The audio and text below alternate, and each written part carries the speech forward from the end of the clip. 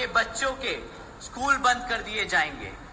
और जब उन स्कूल बचे कुचे स्कूलों में और अगर पढ़ाने के लिए शिक्षक नहीं होंगे तो आप ही बताइए कि क्या यहाँ हमारे बच्चों के भविष्य से खिलवाड़ हो रहा है कि नहीं हो रहा है।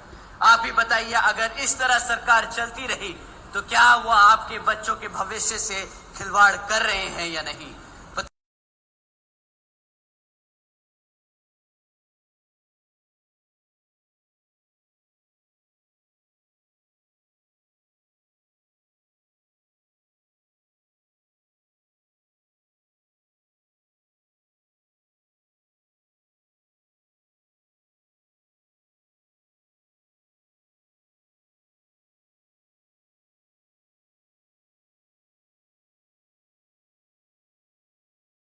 सरकारी नौकरियों के लिए परीक्षा दी और कितनी आपके परीक्षा के जो दिए हुए पेपर हैं वो लीक हो गए और आपको नौकरी नहीं दी गई। बताइए, यहाँ मेरे जितने भी युवा साथी हैं हाथ उठाकर बताइए, सरकारी नौकरियों के लिए परीक्षा दी। साथियों, हकीकत तो ये है कि बीजेपी हो या कांग्रेस, दोनों ही पार्टियों ने हमारे बच्चों के भविष्य के साथ खिलवाड़ किया। एक ने सरकार में रहकर कुछ नहीं किया और दूसरा विपक्ष में रहकर भी हमारे बच्चों की शिक्षा के लिए आवाज नहीं उठा पाया। तो साथियों, आप बताइए, क्या ऐसी पार्टियों को हक है सत्ता में आने का दोबारा? बताइए, हक है कि नहीं? साथियों, आने वाले इस विधानसभा आम चुनाव में इसका जवाब आप यहां अपनी बीएसपी और एनएलओ पार्टी के सामने वाला निशान बटन दबाकर अपने यहां प्रत्याशी को जिताकर और हमारे अभय सिंह चौटाला जी को मुख्यमंत्री बनाकर उनको खदेड़ बहार कर ये जवाब जरूर देंगे। साथियों, एक तरफ बीजेपी और कांग्रेस की सरकार जो गरीब विरोधी नीतियों पर चल रही है और दूसरी तरफ हमारी आदरणीय बहन कुमारी मायावती जी की नीतियां हैं, जिसके तहत चलकर यूपी में बीएसपी की सरकार ने सावित्रीबाई फूले बालिका शिक्षा आशीर्वाद योजना चलाई थी। साथियों, आपको जानकर हैरानी होगी कि जिस तरह इस योजना के तहत 7 लाख से ज्यादा बच्चियों को 12वीं तक की शिक्षा प्राप्त करने के लिए 600 करोड़ से ज्यादा की लागत इन बच्चियों को अपने पैरों पर खड़ा कर एक उज्जवल भविष्य देने के लिए बहन जी ने उत्तर प्रदेश में खर्ची थी। और इतना ही नहीं साथियों, आदरणीय बहन जी ने अपने शासनकाल में यूपी में 5550 से ज्यादा प्राइमरी स्कूल्स का निर्माण करवाया था। इतना ही नहीं, पहली बार बहन जी ने हॉस्टल्स में गरीब वंचितों के बच्चों के लिए 27% आरक्षण का भी इंतजाम सुनिश्चित किया था। साथियों, एजुकेशन की बात है तो आपको जानकर हैरानी होगी कि इसके साथ साथ बहन जी ने, आदरणीय बहन कुमारी मायावती जी ने 6 engineering colleges, 2 homeopathic colleges, 24 polytechnic colleges, 2 paramedical colleges, 6 universities, 200 से अधिक इंटर व डिग्री कॉलेजेस और 550 से ज्यादा हाई स्कूल्स और 5,500 से ज्यादा प्राइमरी स्कूल्स और 100 से अधिक ITIs का बनाने का काम किया था, वो भी सिर्फ 5 साल में। तो आप सोचिएगा साथियों, जब आप अभय सिंह चौटाला जी को मुख्यमंत्री बनाएंगे तो वो आपके प्रदेश में कितने ही हजारों स्कूल खोलेंगे और आपके बच्चों को पढ़ने की इच्छा पूरी कराएंगे।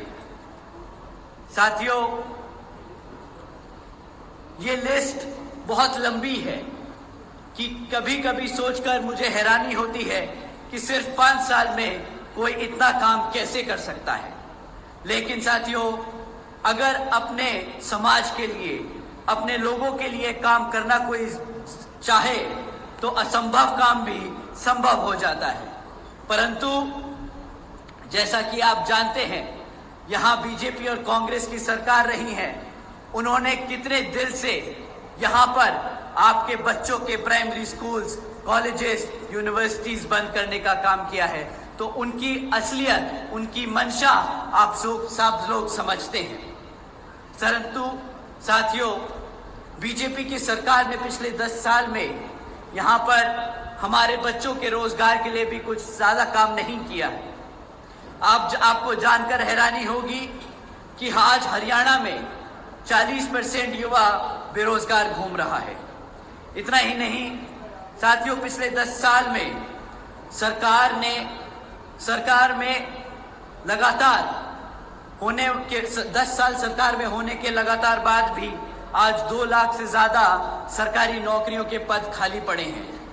तो साथियों, आप समझ जाइए कि एक तरफ 40% युवा बेरोजगार घूम रहा है और दूसरी तरफ सरकार के पास 2 लाख से ज्यादा पद खाली पड़े हैं। तो आप समझ जाइए कि किस तरह ये सरकार वो चाहे तो कल रात ही, आने वाले कुछ दिनों में ही हमारे सभी युवाओं को रोजगार दे सकती है। परंतु वो ये रोजगार देने की बजाय कौशल विकास निगम जैसी योजनाएं चलाकर परमानेंट जॉब्स को और कॉन्ट्रैक्चुअल जॉब्स के तहत यहाँ लोगों को रोजगार दे रही है। आपको जानकर शायद हैरानी हो कि ये जो परमानेंट जॉब्स हैं, इसके तहत आपको संविधान में दिया गया जो आरक्षण है वो मिलेगा, परंतु कॉन्ट्रैक्चुअल जॉब्स में कोई आरक्षण की व्यवस्था नहीं है। तो साथियों, ये सरकार सिस्टमैटिक तरीके से आप लोगों का आरक्षण खत्म करने का काम कर रही है। साथियों, एक तरफ बीजेपी की सरकार ऐसे काम कर रही है जहां हमारे लोगों को गरीब और कमजोर बनाया जा रहा है, और दूसरी तरफ कांग्रेस भी बीजेपी की तरह ही सरकार चला रही है जो ऐसी बीजेपी की तरह उन मुद्दों पर उसे घेर नहीं रही तबकि वो ऑपोजिशन में बैठी है। साथियों, आप लोगों को समझना होगा कि किस तरह बीजेपी आपके बच्चों को, आपके भविष्य को खत्म करने का काम कर रही है और कांग्रेस उनका चुपचाप विपक्ष में बैठकर उनका साथ दे रही है। साथियों, आपको जानकर हैरानी होगी कि एक तरफ ऐसी बीजेपी और कांग्रेस की सरकार है और दूसरी तरफ हमारी आदरणीय बहन कुमारी मायावती जी के शासनकाल के दौरान बसपा की सरकार ने यूपी में 90,000 से ज्यादा अधिक शिक्षकों को नौकरी दी थी, 1 लाख से अधिक सफाई कर्मचारियों को भर्ती किया था, 2 लाख से अधिक जवान पुलिस फोर्स में भर्ती की थी और 30 लाख से अधिक हमारे अपर कास्ट समाज के कमजोर लोगों को विभिन्न सरकारी नौकरियों देने का काम किया था। इतना ही नहीं बल्कि बहन जी के शासनकाल के दौरान बसपा की सरकार ने कृषि एवं संबंधित कार्यों में मिनिमम वेज को 55 रुपए से बढ़ाकर 100 रुपए प्रतिदिन किया था और अन्य पिछड़े वर्गों के लोगों की क्रीमी लेयर की वार्षिक आय को भी 3 लाख से बढ़ाकर 5 लाख रुपए करने का काम किया था। साथ ही साथ बहन जी ने गन्ना खरीद के दाम भी दुगने कर दिए थे।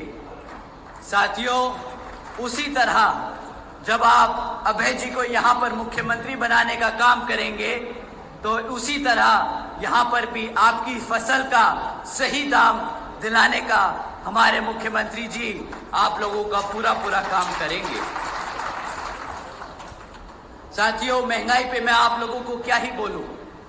बीजेपी की सरकार एक तरफ बोलती है कि मुफ्त में राशन देने की स्कीम चलाकर कि हमने मित्रों, आज बीजेपी के सरकार ने 80 करोड़ से ज्यादा देशवासियों को मुफ्त में राशन देने का काम किया है, परंतु इन्हें समझ नहीं आता कि अगर आप 80 करोड़ जनता को मुफ्त में राशन देने का काम कर रहे हैं तो इसका मतलब ये 80 करोड़ जनता अपने पैरों पर खुद खड़े होकर अपने आप कमा नहीं सकती, अपने आप राशन नहीं खरीद सकती।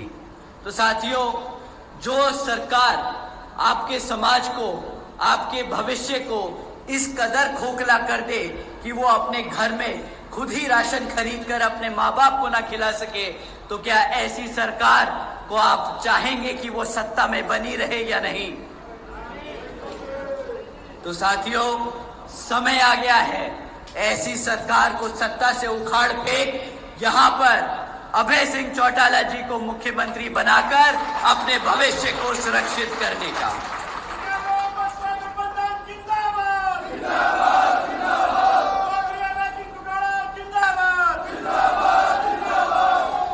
साथियों, इन्हीं कुछ जरूरी बातों के साथ ही अब मैं आप सभी लोगों से और मेरी तरफ से मेरे साथ साथ व खासकर आदरणीय बहन कुमारी मायावती जी की भी यही विशेष अपील है कि इस विधानसभा आम चुनाव में आप सभी लोग हर मोर्चे पर सावधान रहें। आपका वोट बहुत कीमती है। आपका वोट कोई खरीद ना पाए, आपका वोट कोई लूट ना पाए, आपका वोट कोई पढ़ने से रह ना जाए। जाति, बिरादरी, धन बल, मंदिर मस्जिद या किसी भी भावना आदि के नाम पर कोई स्वार्थ में अपने जाल में आप लोगों को फंसाकर आपके वोटों का दुरुपयोग ना कर ले, क्योंकि देश के हर एक महिला, पुरुष व युवा को वोट का अधिकार यहाँ परम पूज्य बाबा साहब डॉक्टर भीमराव अंबेडकर जी के अति महत्वपूर्ण देन है।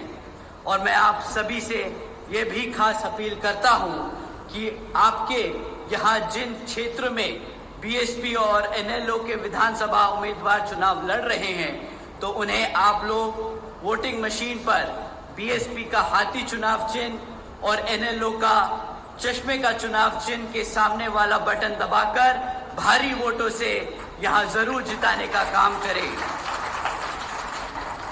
और अब अंत में मैं अपनी बात खत्म करने से पहले एक बार फिर से आप सभी का तहे दिल से धन्यवाद करता हूं। आप सब आज यहाँ इतनी बड़ी संख्या में मौजूद हुए, आप सबका तहे दिल से धन्यवाद। जय भीम, जय भारत।